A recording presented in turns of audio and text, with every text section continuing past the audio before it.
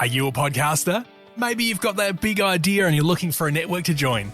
The multi-award-winning Ozcast Network can get your content to eyes and ears all over the world. Join now for the first month free, and you could be featuring this sound at the beginning of your podcast. Ozcast. Simply head to ozcastnetwork.com for details. Right, Nick, the event has just finished merely hours ago. Are you feeling a bit tired? Yeah, I've been up since 1, so I'm exhausted. It's 2 nights in a row, though, because I couldn't sleep the night last night either, so... Yeah. Oh, so you actually, even though it started at 3, you woke early? Yeah, not purposefully, just woke up, couldn't get back to bed, because, I don't know, originally I just couldn't, and then between 2 and 3, I was just way too excited. Yeah, mine was like, I'd set it for 10 to 1 with the 1 a.m. start, and yeah, woke up at 12:15, went to bed around 10:30, and I've been up since then too, so there you go. It didn't help that as soon as it finished, I had the kids woke up. Luckily, the event had finished by that point, but and I was in such like a post-event kind of like ethereal state that I was like, yep, definitely need a coffee. Sat down to make a few notes for the podcast. Knocked the coffee over. It splashed on one of the USB-C ports, and the USB-C cable fell in the pile of coffee. And I managed to take it straight out of it right away. Dry off both the port and the thing. Dry inside it with like a tissue and the end of a knife or something, and definitely made sure that was dry. Put it back in, and it's still charging. So close call, but yes. All good. Luckily, many expletives, but anyway, the things we go through to watch a keynote. I know. Okay, so we're just gonna. This is all very fresh. We're just gonna head straight into it before we obviously cover the actual products themselves, which we'll do in the order that they were shown. I just want to get an overall summary of what did you think of this event? I thought it was awesome. I guess, as you say, I'll give like more details as we go on, but I really enjoyed it. There were times that I was like almost jumping from excitement, and yeah, there were a few things that I didn't think about before that came out that I was really excited about. Yeah, and I'll just quickly say that the iPhone 8 is surprisingly attractive option. Yeah. Yes, very much, considering it's retained the same amount of bezel and everything, but of course we'll get into that very soon. I created a new word to sum up this event, and that is it's a retrospectacle. So it's a retrospective spectacle. I just love the huge focus on the Steve Jobs Theatre with the intro, the people walk in, showing off all the architecture, the Steve Jobs audio that followed with that, and just showing all the people, piling in essentially. And wow, I mean that structure itself just absolutely looks amazing. I wish I was there. Yeah, it looks absolutely great. That was a fantastic video. I would not have liked to have been the person editing it, because that was a tight timeline. I think, judging by some people's stories at like Instagram stories at each point, it seemed like they had about half an hour between the last like pre-recorded bit and when they started showing. So, they got to rush to the editing room, edit it all up, choose what they want. So that would have been really tight and high pressure. So, and then it's seamlessly edited into a live view of what was happening inside. So it was really, really good, like, theatre. And I thought the cool bit was they started showing the footage of the people walking up towards the Steve Jobs Theatre, and then you had this guy swing his like camera, taking a shot from the outside of the theatre. I was like, oh hey, that's Jordan from 9 to 5 Mac. So I like picked that, I screenshot that, and I tweeted that to him, so just for confirmation, but it looks exactly like him, and I knew he was attending. So that was cool. Obviously, we saw some familiar faces in the audience before they even started too. And I guess just from here, we'll cover off a little bit more of the actual theatre itself. So what did you think of kind of like the size of it, the look of the seating, the screen, that sort of thing? Yeah, the screen was really impressive. So they have this like giant screen. I was rewatching some old keynotes yesterday. I think I went to watch the Touch ID introduction, so I could see how they spun that compared to how they were going to do Face ID.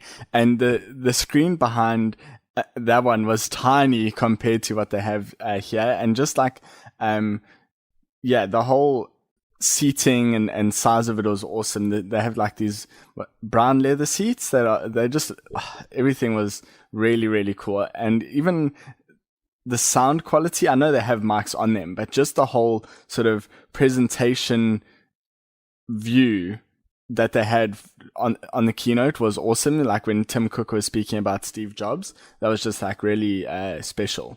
I love how the whole thing is this kind of like downwards angled focus to that central point of the stage. So if you compare it to like your WWDC, that's more of a people just kind of like spread out on more of an even level.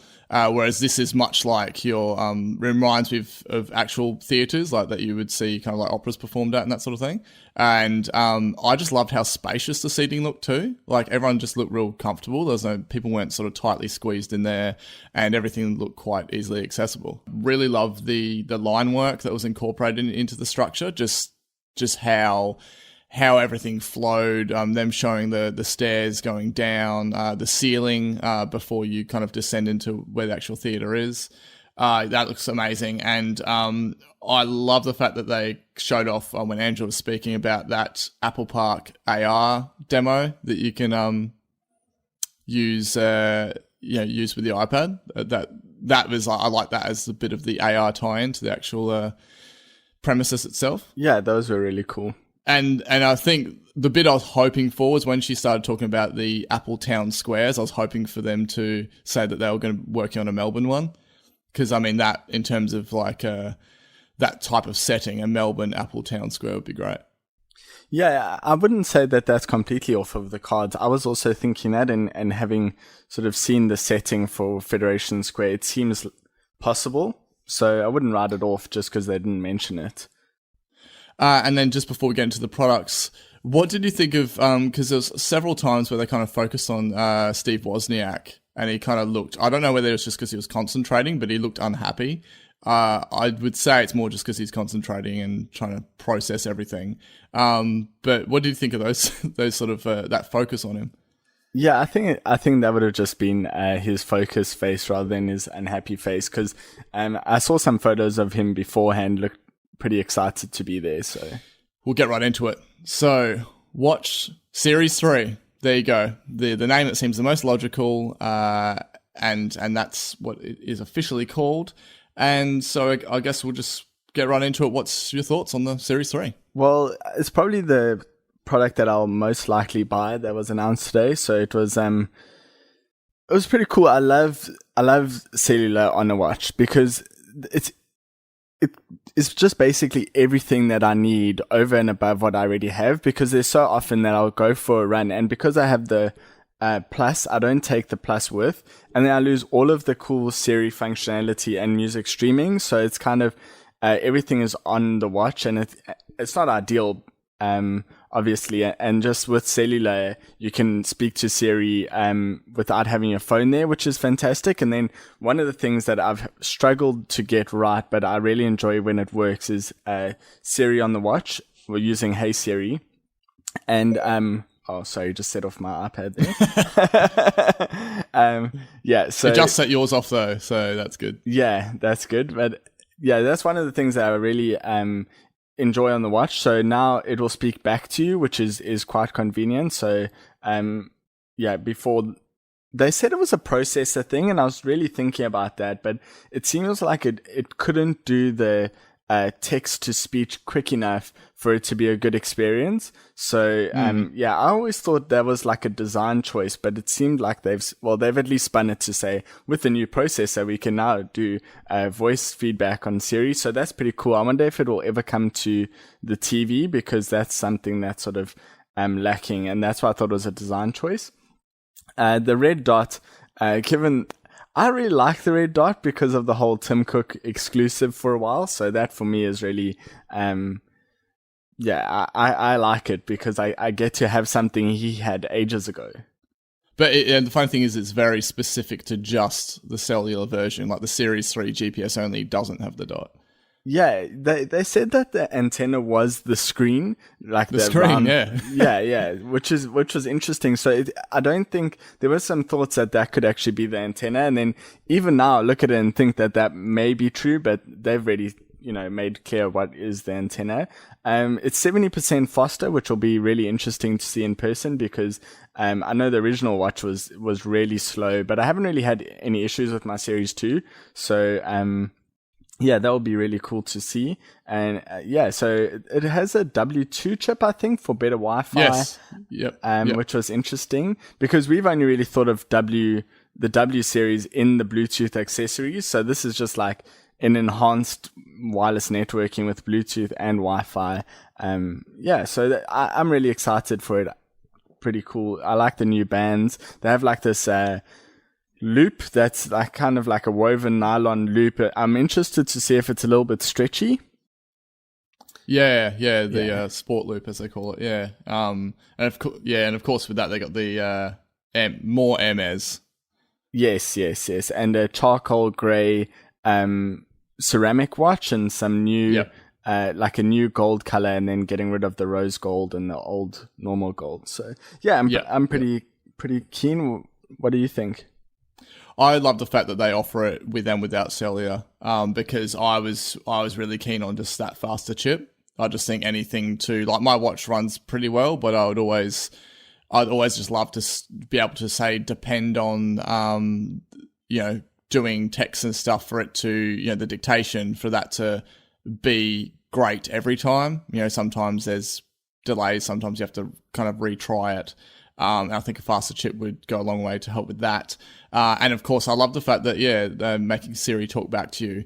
It always just feels, because prior to the watch, we've always known Siri to converse with you. And when I got the watch, I thought that felt odd to me that there was no talking back.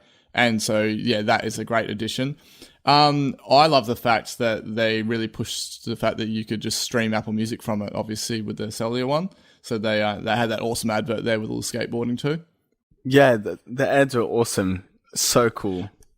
And I love the fact that they went specific with the countries and the carriers. So they pointed out that for Australia, it'll be Optus and Telstra, then followed by Vodafone. So unfortunately, no Virgin Mobile there. And when it did say Vodafone, I was like, really? Like, of all the additional people, you got Vodafone. But anyway, we hope they roll out more carriers there. He did, just on the carriers, he did mumble that there would be like an introductory offer with each of the carriers. Every single one that they announced will have some sort of offer at the beginning. So, yeah. So, what do you think of that call demo? I thought that was cool. I actually did that live. That was really cool. Yeah, it was like quite a fun interaction that they had. I like the fact when they started it off, they pointed out it's now number one selling watch in the world. That letters to Apple, people had written how the watch had changed their life. That was amazing. So good. It was it like touched my soul. That was just really cool. It covered such a wide range too of ages, demographics, needs.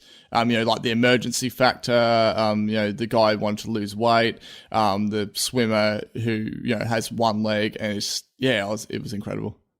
Blind marathon runner. It was really cool. Even the old granny, it's like, when people say, oh, what do you use your watch for? I don't need it. And then it's like, just watch that and tell me that you can't find one good purpose that makes this thing like a Series 3. We'll get into the pricing, but it's not that expensive. Even a Series 1, if you just want to get in there and you don't care about GPS or cellular, it's not even cheaper. Yeah. And I just also like to point out that they just stated that watchOS 4 is available September 19th, and just again they just pull something out with the stuff around arrhythmia and Apple Heart Study in terms of just further ways that they're using the data that your watch collects for the purpose of something that's good. Yeah, this is one of those moments that had me pretty much jumping up and down. It's just, I'll just say it's like something only Apple would do, not necessarily could do, but they've like, they always take it to the next level. And this is a case of, you're basically telling however many million people that have the watch, whether they have a heart defect or not, a specific kind. But it's like, it's just brilliant. Something that could go undetected is just surfaced for you right there without having to go for specialist testing. So yeah, it's really, really cool. But even the other enhancements to the watch heart rate app are really cool, like time to resting heart rate for athletes, and your normal resting heart rate is really cool. And just like the where they say that it's gone above a threshold when you're not really active, those are all really good additions. So. And with yourself being the first to the Apple Watch game of us two, would you like to reveal the release dates and pricing? Yeah, you can order it on September the 15th, and it will be released on September 22nd. So this is kind of the usual pattern. And they start for the Series 3 with GPS only at $459 for the 38mm, and then $559 for GPS and cellular, and I think it was $599 for the 42mm on that one. So, all right, so we're going to move on to the next product, Apple TV 4K. Of course, we were expecting this, and it actually received a bit more stage time than I thought it would. Certainly, a lot more than tvOS at WWDC. So, I'm just going to kick this one off. At name Apple TV 4K, it's straight up. I like the logo that they did for it. So basically what it is it's take your 4th gen Apple TV, add support for Dolby Vision and HDR10. And they actually showed they had a special HDR projector to show how they remastered the Apple TV screensavers to just demonstrate the importance of how much HDR actually enhances the quality. It has a 2 times faster CPU, 4 times faster graphics. Now, I think the best part out of this is it shows Eddie Q's power as like a negotiator for deals. So basically, the 4K content is going to cost exactly the same as your HD content costs. And if you purchase something in HD already, and then you get the new Apple TV 4K, the 4K version is there ready to download too at no extra cost. So I thought that was great because before there was a lot of talk about, is there going to be a price hike because it's 4K? So this is really the best outcome for that. That was really cool. There has been a lot of talk on how they weren't getting that deal right, but they just nailed it straight up. So that was pretty cool. The one thing about the demo on that special HDR sort of projector, it's quite funny because I obviously don't have 4K or an HDR TV, but I could tell a difference between what they were showing as the current one and then the with HDR. So you got to think that they were underplaying the color on the current, or something was wrong, because I should have been seeing them the same if the demo was correct, right? Yeah, it kind of seemed like the before one was a bit more desaturated, just for effect. Yeah. But either way, they got to kind of demonstrate what they're talking about. And so one of the actual surprises that I completely forgot it actually existed up until it was announced is that Australia is actually finally getting the TV app. And it's coming this month. Yes. And I thought it was great when they showed off. Oh, yeah, I thought it was cool that they showed off, all the different kind of channels and providers that are supported, and I instantly picked out, there's +7, there's ABC iView, there's 10play, just ones that I use often. And yeah, I mean, so I'd kind of, back when they first announced the TV app, I was overly optimistic. I was like, oh yeah, they'll roll out for Australia, in a month, and obviously that never happened. And then a long time has gone by and you were quite unsure of exactly when it was going to happen. And yeah, there we go. So that was for an event that was heavily, heavily spoiled days prior. That was one of the surprises. Yeah, and one of the best things, like, I don't care if they didn't even roll out a new Apple TV, just the fact that we've got that, all the content in one place. Because I obviously haven't grown up in Australia. I don't actually really follow what content is on what channel. So now, and because I just use my Apple TV for everything, now I can just pick my show, and wherever I can get it from, it will like come up in Apple TV. So that's just really exciting. Yeah, it's definitely a good one there, because I've always spoken about things like ABC iView and that I have regular shows. And yeah, you yourself had said to me that you hadn't really, aside from your MasterChef, etc., you hadn't really watched stuff on the Australian channels. So be a good introduction there. Now, they did move on, as they always do, into stuff regarding live sports. I definitely appreciate what they're doing here, but I was instantly just like, I'll move on to the next section. Just because typically it's specific to US. Did you kind of get any excitement out of that announcement, or? Yeah, well, it doesn't really do anything for us, as you say, but I think generally, like, the concept is great. I would go mad for it. Just doesn't exist here, and I don't really see that happening in the next sort of 6 months here anyway, but hopefully at some point.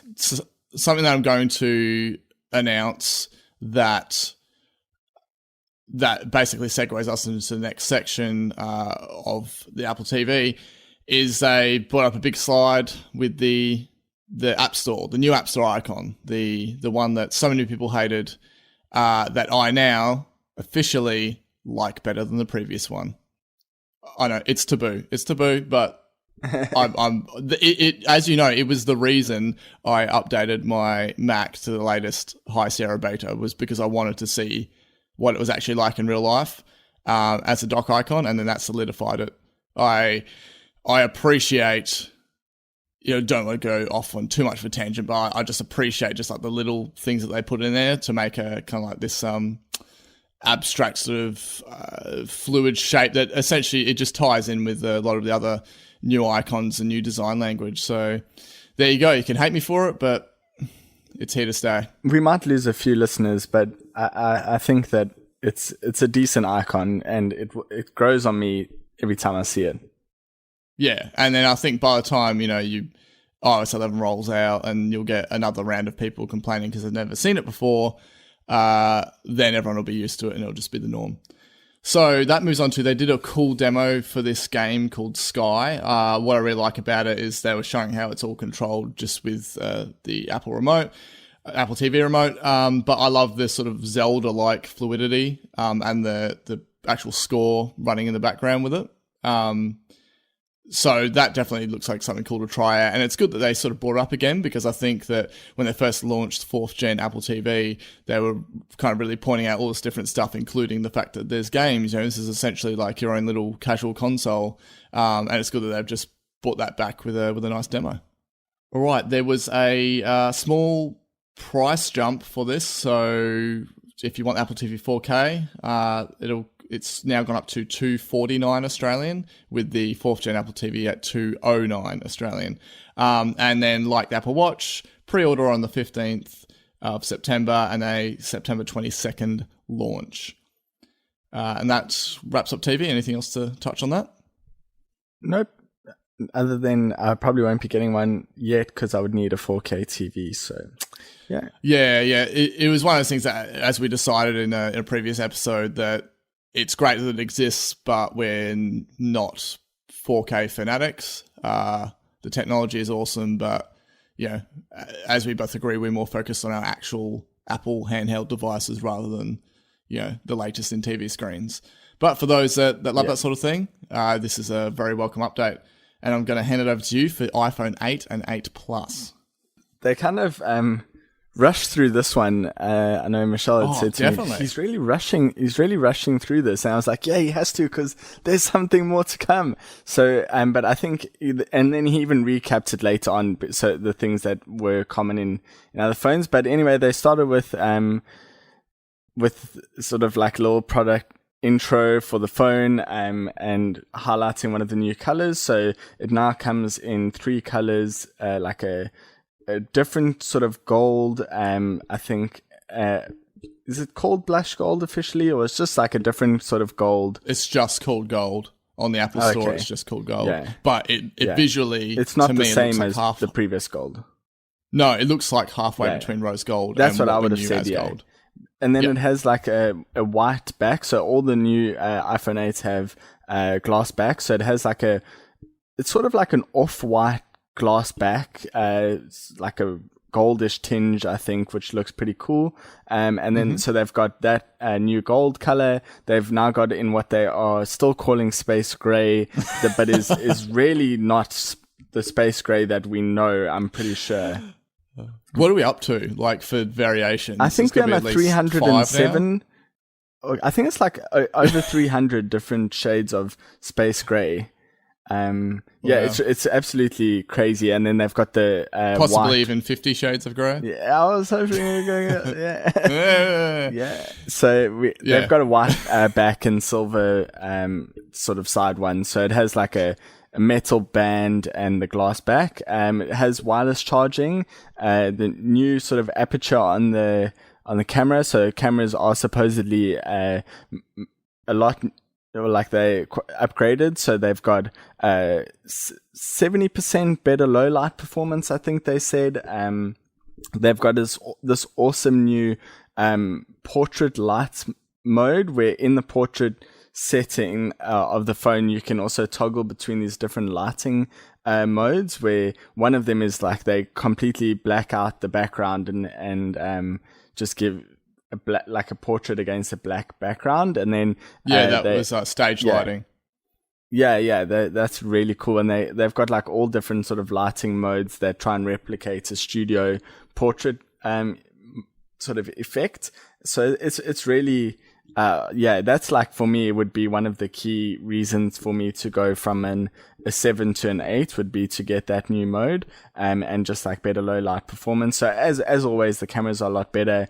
An awesome new chip, which maybe we could talk more about in the iPhone X, given the sort of like AR specific stuff that phone has, and what this is good for. But so much improved. I think basically you're pointing out, aside from design, performance-wise, the 8 is actually on par with the X. Yeah, absolutely. So I think, if you pretty much the only thing is like, we'll get into the differences, but it is on par with performance and camera. I'm pretty sure the camera's the same. Yeah. So, I mean, for most people, this is going to actually be the phone that they're going to get. So, I think it's quite a nice upgrade. It's the new gold color is like really cool. I can't do a white front, but it's really cool. Like I'm so happy it wasn't the copper mock-ups that we saw. I don't know what was up with that, because we'll get into the colors later on the X, but I don't know where they were going with that one. So with the iPhone 8, you can again order it on 15th of September, released on the 22nd. Surprise thing is the storage only 64 and 256 gigs. I have a theory on that, which we can get into in a little bit. And then the pricing is so the US pricing went from $649 to $699 on the 8, and then an equivalent $50 jump on the 8 Plus. Now, what's interesting there is that the Australian pricing has not actually gone up. It's $1,079 for the 8 and $1,229 for the 8 Plus, which is the same as the outgoing 7. So, am I going to get one? I'll put it down to 20% chance. If I get one, it will be the Space Gray 8 Plus. Okay. So things like True Tone, wide color gamut, and that. Are you wanting to just hold that off for when we talk about the X, or? Yeah, that's good. We can, but those are all like again, we've spoken so much about the screen and why Apple screens are better, and this is just gotta love True Tone. I think my only disappointment was the introduction video came in. I thought, yes, this looks cool, glass-free, reflections, everything. And it turns around, and I was like, no, same bezels, just because I was secretly hoping for reduced bezels. So I tried to let you down softly, so I'm surprised you were surprised, because I wasn't gutted. I was expecting it. I was just quietly, hoping for some reduction there. But because even I say softly, I wasn't soft at all. I pretty much like really tried to set your expectation that was not changing. So there was that one did not change. But and just before we move on, how cool were the quick little AR kit demos, and then that game one on stage called the Machines?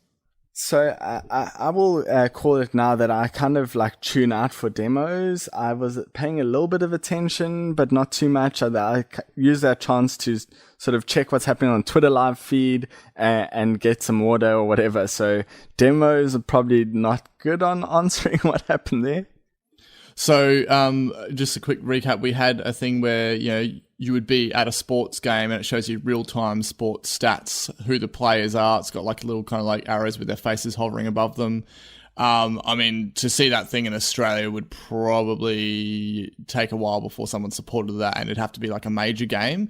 But that would be really cool, just being in the crowd and, being able to see through your phone exactly, what's happening. They showed a cool one with awesome, like a map of the...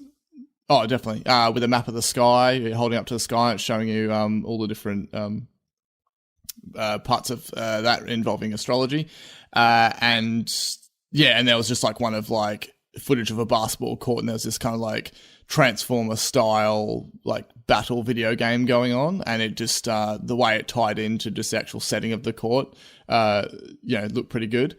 And then going along with that, what we had seen in the lead up to this event after WWDC was a lot of AR kit demos, what developers were doing. And I've seen a few of where it was like almost like a 3D rendered world that, is at a smaller scale in front of you, and you can kind of like walk all around it and walk right up to it and see different things going on. And there was essentially an on-stage demo of a game called The Machines. And the best part about this was they were just showing off that sort of tech. It still kind of wiggles around a little bit, but it's a lot better than other augmented reality offerings from, other brands. But I love the fact that they pointed out the spatial audio. So the fact that like when they took their viewfinder behind a wall, you could hear the audio of what was happening in the game kind of muffle over. And then as you were like moving further away, the audio got quieter. And then as you got close, the explosions got louder. That sort of thing I think is amazing. And essentially, do you remember on Planet of the Apps, there was a guy that was pitching a game like this? It was like this sort of robots fighting, and it looked really, everything was kind of like jiggling around, and it was all kind of, looked a bit buggy. This was like that same premise, but actually done properly. So, but I suppose like the scale of developer, like a studio versus one guy. But just on that, so those AR kit demos were really awesome. But I kind of but as I said, was not paying too much attention, but like just on the MLB one for baseball, I think that's a lot easier to do for baseball, because you can kind of keep track on who's on what base much easier, and they'll probably have like live little stat databases that it could just pick up from. Like, I'm just picturing like it could possibly work with cricket.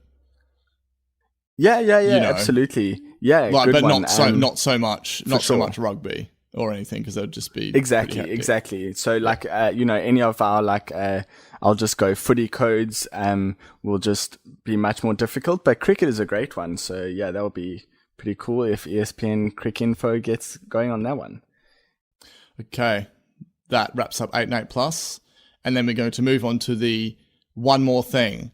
And instantly I was let down because I knew there's no HomePod. Basically, one more thing is always at the end of a keynote. And I thought, but I was disappointed, but only for like a few seconds, because I thought, man, if they have to do iPhone X and then HomePod after that, HomePod would be so much of an afterthought and the event would be too long. So I'm still quietly hoping for some sort of a little HomePod event. I don't know how it's going to happen, but surely there's got to be something, but I don't know how. Yeah, exactly.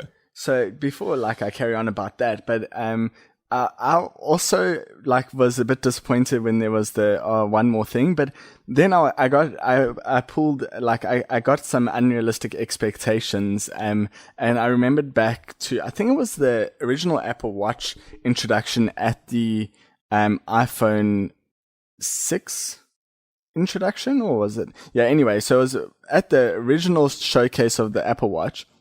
And at that event, Tim said one more thing. And then after that, he said, and another thing. So there were two other things. So I was kind of hoping for, and there's another thing that we just want to cover off. But yeah, it's sort of, then he came out and closed off the event. But, what happened in between there? Would you like to let it on? Of course. Okay, I'm going to get the biggest bone of contention out of the way, and that's the name. I would be fine with it being called iPhone X, but the fact it's actually called iPhone 10, I can say it that way, but I can't read it that way. I can't see an X and read a 10. The only thing that really bugs me about this is, there's obviously stuff to do. You can have tied in with 10th anniversary, all that sort of thing. But I straight up made fun of Windows when Windows 10 was released after 8. I was like, what? There's just going to be no 9? I was like, that's ridiculous. And then this is essentially kind of happened in a way, except for they're released at the same time. So, yeah, I have some thoughts on that. It might be setting up some time for a 9 to come out that's similarly designed to an 8. So, yeah. I was thinking that. I was thinking next year you could see a 9 and an update to the X. Yeah, that's what I'm thinking. But it still be called that, or whether there's something tagged on the end of it. Exactly what I was thinking. And then once the 9 is over, then a renaming. But we might see your slightly reduced bezels on the 9, with a similar back and body to the 8. Anyway, I'm also secretly hoping for. Okay, we'll get real quick predictions out for the 9. I feel like it'll have OLED screen and possibly true wireless charging, like non-contact. I still think that given how long it's going to take them to get the AirMat out, air power, yeah, air power out, it's going to. I don't think we'll see the distance charging yet. So in the next year. This is just like the classic. Like Nick's just setting my realistic expectations. So thank you in advance. Tell us about the iPhone 10. Tell us about the 10. Okay, iPhone 10. I'm going to call it iPhone X. My wife woke up, obviously didn't see any of the keynote because she was sleeping through it, and she's like, oh, you're getting the iPhone X. So straight up, she doesn't even read it as iPhone 10. I don't think anyone really does. The only way that it's good that it is actually called 10 is because then that aligns with OS 10. Like a lot of people still call it OS X, but they always called it OS 10. So that kind of lines up with that. But anyway, so basically a similar setup with the iPhone 8 where it has this one has a steel outside band and it's got glass front and back. But of course it has the design. There's literally no surprises. Everything we've been talking about, everything that's been leaked, it pretty much looks as is. You've got the notch shape at the top. Looks just as is. But the big surprise is there was no copper gold. There was no gold. This is just no gold whatsoever. Certainly no rose gold. Just space grey and silver. Yep. But the best part is both have black fronts. That little rim around the display. So just before I get into details about it, if you were to go an iPhone X/10, which color option would you go with, knowing that both have black fronts? Definitely space gray. Because I was actually kind of tempted at silver. I don't know. Get it. I just do it. I think it was because I was thinking about fingerprints. I was like, fingerprints may show less on that one. Yeah, so. And it's something different. In order to have had that black front, you've always had to have the space gray / black backs, and now you have an opportunity to play around with the color choice a bit, which is nice. Okay, so what it has a super retina display, which I thought was quite funny. Yeah, so some of the naming included here is getting a little bit out of whack, but it has a 2436 by 1126 resolution. That's 458 ppi, the highest pixel density they've ever had. They pointed out how their OLED is a lot better than the standard OLED, so it's cool that they didn't just that it was good to learn that OLED wasn't just OLED. Like there was actually varying levels of it. And that, we're kind of getting the best of it. And a lot of Android phones have had OLED for a long time, but we're kind of getting like the best version of it. Has HDR10 and Dolby Vision, so tying in with, your Apple TV there. True Tone display, of course. And I'll just go back to what we didn't cover. That's the iPhone X shares with the 8 and 8 Plus. Is a A11 Bionic chip, which is 6-core, has 2 high-performing cores and 4 high-efficiency cores. And they both feature an Apple-designed GPU. And they have retained 12-megapixel camera, but there's improvement in color and low light. And of course, like the 8 Plus, the iPhone X has dual lens, but just the actual lenses are set vertically, not horizontally. And all these new iPhones have 4K at 60 frames per second, which is the highest offered in any device. And you can have the slow-mo, so 240 frames per second at 1080p. And all of these, like you mentioned, come with 64 gig and 256 gig options. So with those sort of specs out the way, all these offerings are sounding quite powerful. Yeah, it's pretty awesome. I think the other thing is you can get portrait mode in the selfie camera, which is going to be awesome.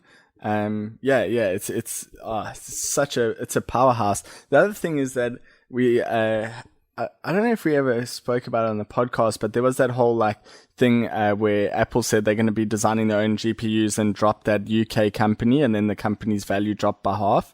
So this is their first, they gave a 2-year timeline, and that's obviously because they're still using it in the old phones that they're keeping around. But I just wouldn't underestimate how important it is that Apple's moved to their own GPU design. We've seen what happened with CPU when they started designing their own CPUs. They just smashed the market completely. So hopefully they can keep that innovation going with the GPU. Oh, they're getting closer and closer to an entirely Apple created phone. Yeah, everything was Apple designed, which people would take for granted as being Apple designed, but no, it's still a accumulation of parts that they need to get, and Apple's just owning the whole supply chain, the whole development chain, and that overall will lead to a better phone over time. Okay, what I want to move on to is buttons, or lack of buttons. In the past couple of episodes, I've mentioned that, yes, this new design iPhone X, and rumoured to have no home button. And yes, there is no home button. You can also tap to wake it, as rumoured. And so how does it actually work? You actually simply swipe up from the bottom where you've got that thin bar. You swipe up to go home, and you kind of swipe up and hold for a very short amount of time for the app switcher. I'm loving that. I thought that looked really fluid. And it's well, what happens to the control center? And you pull down from the signal indicators at the top. So what do you think about this sort of readjustment of layout? Yeah, it's pretty cool. I like the ability to swipe at the bottom to multitask into the previous app. Mm-hmm. But the thing that annoys me is that I didn't see it, there's not that equivalent on the ones that they took away the left side force 3D touch. And then it's well, anyway, that's really cool. I like the,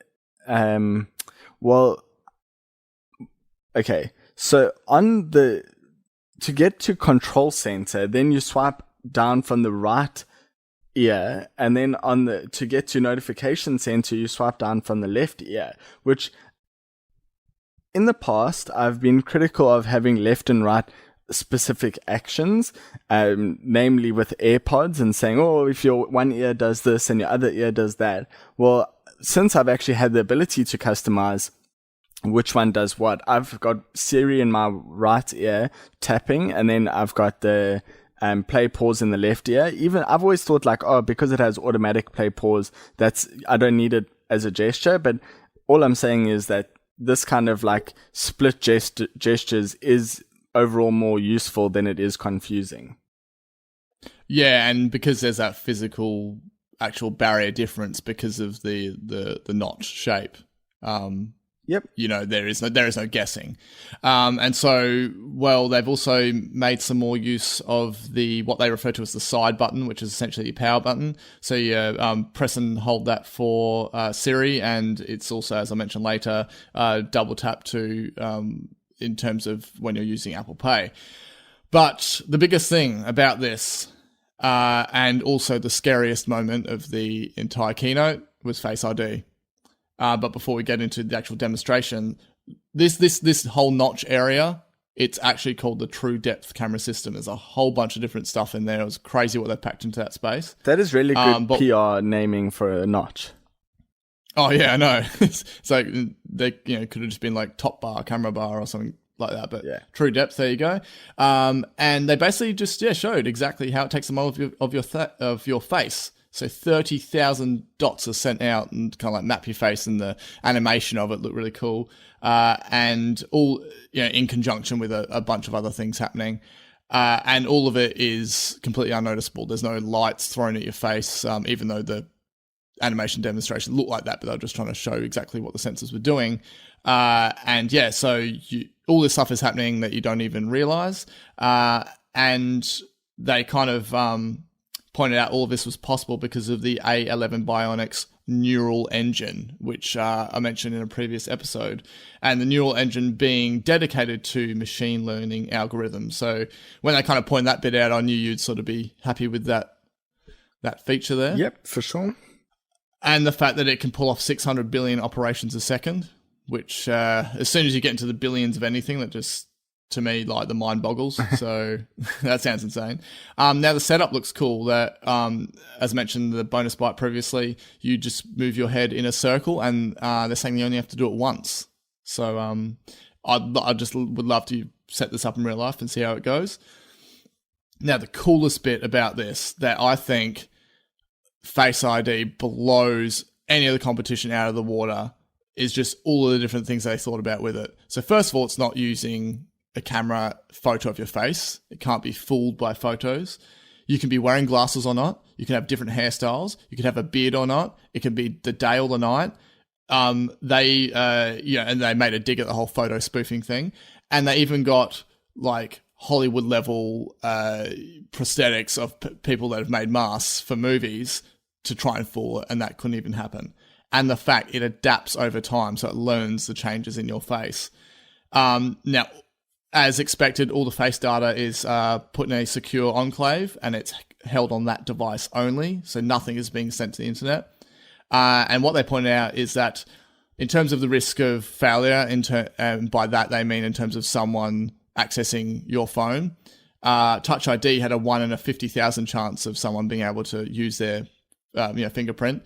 Face ID has a 1 in a million chance, but they pointed out if you have identical twin, perhaps use passcode only. So that's going to be interesting if there are any identical twins out there testing this out. Evil twins, because you don't mind if it's identical twin that you don't mind having access. It's the evil twin you got to watch out evil twin specifically, yeah. I did, as I mentioned in the bonus byte, the idea of a new feature called Animoji, and what better place to put it than iMessage. And so essentially, as I said, it's like motion capture for your face, and you are controlling the actual emoji on the screen, how it rotates its head, the expressions, how wide the mouth opens and closes, and your voice is also, looks like that the Animoji is speaking in your voice. And when the demo for this happened, the actual lag between it was quite minimal. I did expect there to be some sort of lag because it's animating and recording your sort of face movements at the same time. And so that was pretty impressive. But in terms of demos, when Craig first came on stage, he seemed a little nervous to me. And when he tried to do the Face ID unlock and it didn't work, I don't know how do you think it happened? Do you think it was the way the phone was picked up? So I retweeted an article about it. I don't know if you've seen it, but essentially it wasn't that it tried to read it and then couldn't actually recognize his face. So you know how if your phone reboots, it needs like the PIN code. It won't actually take your fingerprint. So the actual error was your passcode is required to enable Face ID, meaning that Face ID was not enabled for whatever reason on that device. And that's where the issue actually stemmed from, not that the actual Face ID was not good. Yes, yeah. I knew it had to be something like that because he said he went to the backup, so he had one next to it. Mm-hmm. Yep. Okay. When that happened, I was sweating. Like, I literally panicked. I was like, oh, like the whole, one of the biggest features and the thing that's been talked about for a long time around this iPhone X is the Face ID, and so much is like riding on it, and you get into the first demo and something like that happens. But I'm so glad that you pointed out exactly what you mean, where you need the passcode to enable it. But instantly I thought, everyone is going to rip on this, and there's going to be videos of it. And what do you know? I loaded up YouTube shortly after the thing, and you got Face ID fail videos, and you've got, various other accounts of, kind of like Android lovers being like, ha ha ha, Face ID, 1 in a million chance of failing, and it fails on the first go. I'm like, first of all, you got that wrong, because it's not failing. It's like someone else being able to fool it. And it was that I felt so bad for him, because, everyone knows how much you and I are both, huge fans of Craig as well. And you could see he kind of, like, he remained calm, but he certainly did look quite stressed to me. Yeah. But I wonder, go for it. I just want to say, but then after that, Face ID worked every time. Yeah, I think it does work almost every time. It's just that wasn't actually it not working, as we said before. I wonder if there'll be another disgruntled Apple employee soon. If not Craig himself, whoever set up that device and left it there for him is going to be not too happy after they dealt with. So I actually was glad that was pointed out afterwards, because in the bonus bite I mentioned that it was potentially a carrier that sent it. But yeah, there you go. Seems like a disgruntled employee trying to screw Apple over, and it certainly did spill pretty much everything that was announced. So, as I said, Face ID worked great after. Super keen on it. He showed how well in that Snapchat demo that it maps to the face. That looked really cool to me. And how good was Craig recording the animojis? It was so funny, and Tim's reply, it was really good.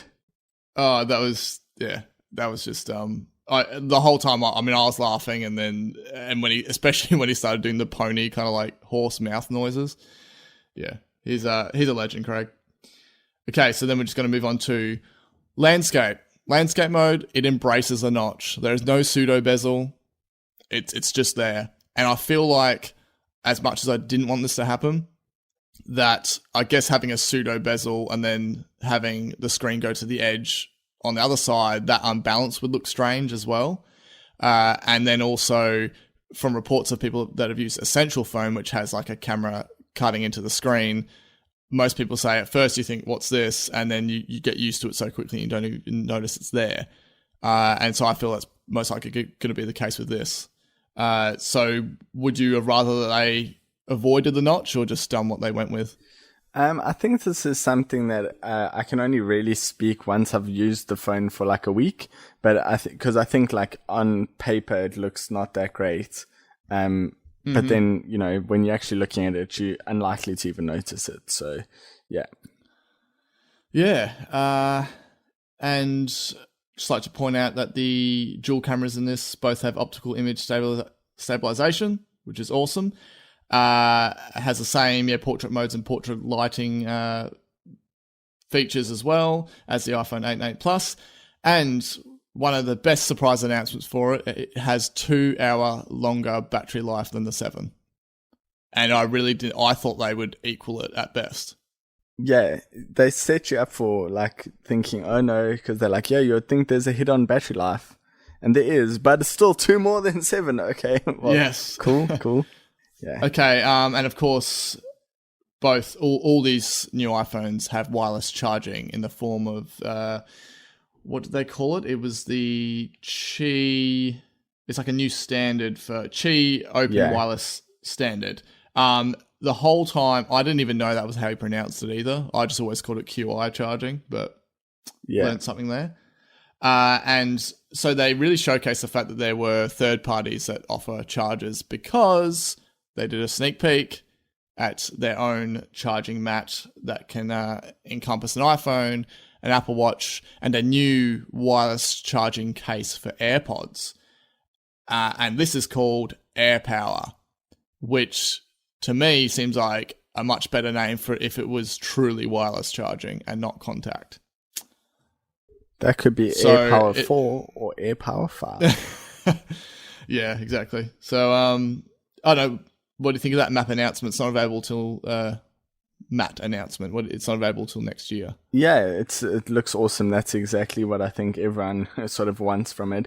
Having 3 individual mats for those devices would not be ideal. So this is exactly what I wanted. And I had said just before that, I was like, I really hoped that they had something for the watch too. And then, 10 minutes later, there it was. So yeah. The interesting thing is they pointed out the optional AirPods wireless charging case. So could you take that as them offering the case only? Yep, definitely offering the case only. I would take that as that for sure. I think there's like a replacement cost of the case that you can kind of get an indication, but it'll probably be like $120 for that. Okay, cool. Yeah, so... Okay, so just before I reveal the pricing, are you even in the mindset of wanting to get this, considering that you got your 7 Plus not too long ago? Oh, I absolutely want it. I just don't know if I can justify the cost of it. So I would leave this at a 21% buy, so more likely than the iPhone 8 Plus, but not very likely overall, because keep in mind HomePod is still coming out, and I do like the watch, so yeah. Okay, I am definitely getting this. Still don't know which color option, and it is coming later than all the other products announced. A pre-order of October 27th and release of November 3rd.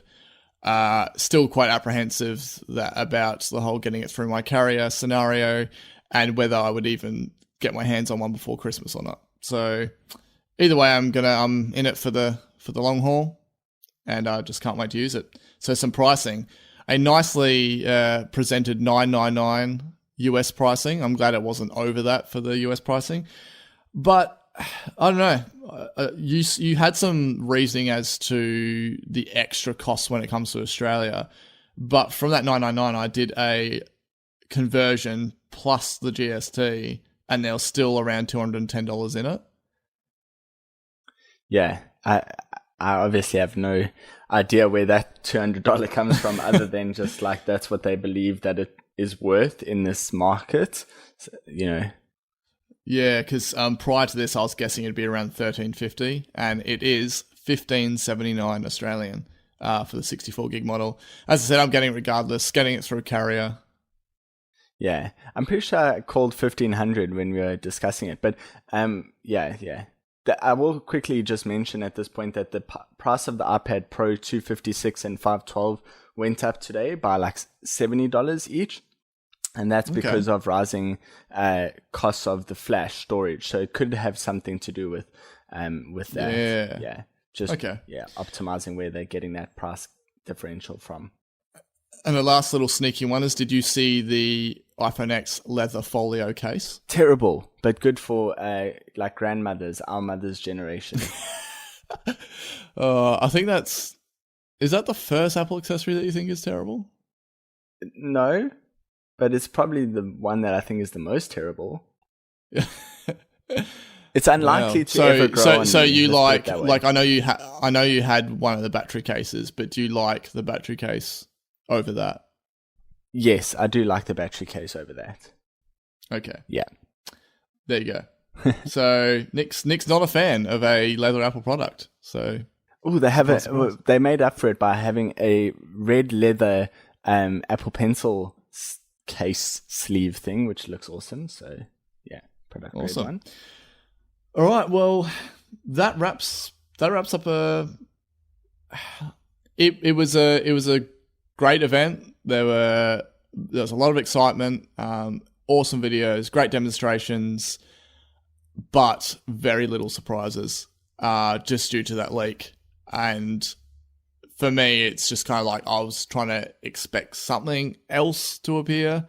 But, I mean, with a leak that massive, what are you going to do?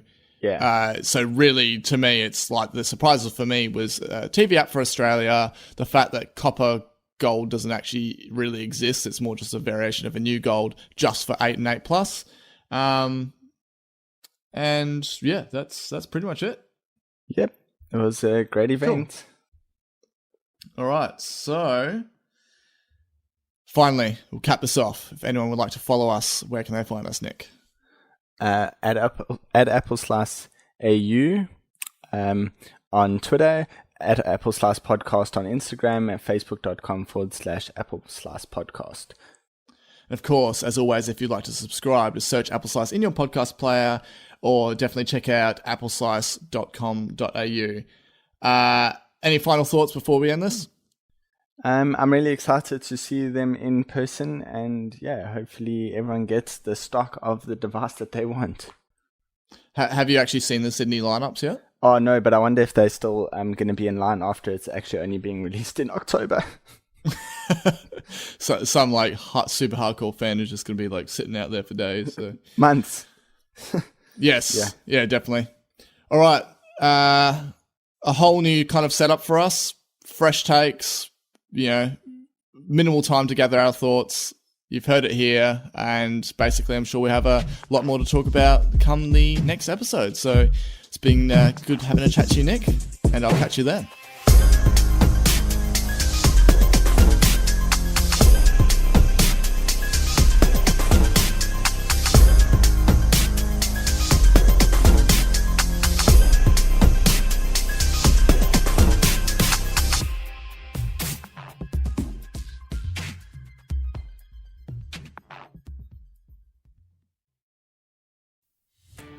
Are you a podcaster? Maybe you've got that big idea and you're looking for a network to join. The multi-award-winning Ozcast Network can get your content to eyes and ears all over the world. Join now for the first month free, and you could be featuring this sound at the beginning of your podcast. Ozcast. Simply head to ozcastnetwork.com for details.